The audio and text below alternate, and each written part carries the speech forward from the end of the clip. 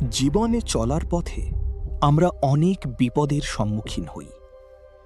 বিষধর সাপকে আমরা সবাই ভয় পাই, কিন্তু আমাদের চারপাশে এমন কিছু মানুষ থাকে যারা সাপের চেয়েও বেশি ভয়ঙ্কর।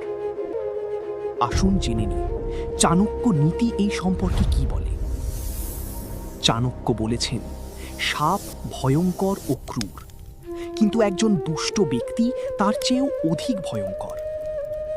একটি সাপকে হয়তো মন্ত্র ও ঔষধ দ্বারা বশ করা যায়, তাকে শান্ত করা যায়, কিন্তু একজন দুষ্ট মানুষকে কখনোই সম্পূর্ণ বশে আনা যায় না।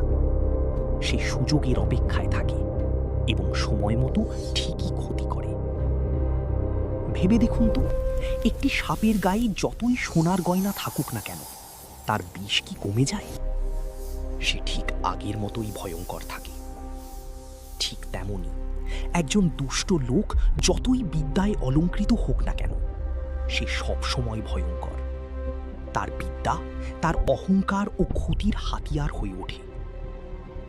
প্রাণীর ভয়ে মানুষ যেমন হিংস্র সাপের কাছে যায় না, তেমনি আমাদের উচিত দুর্জনের সঙ্গ থেকে সর্বদা দূরে থাকা।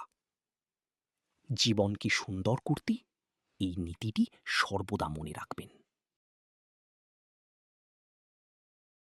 ভিডিওটি ভালো লাগলে লাইক, কমেন্ট, সাবস্ক্রাইব করবেন।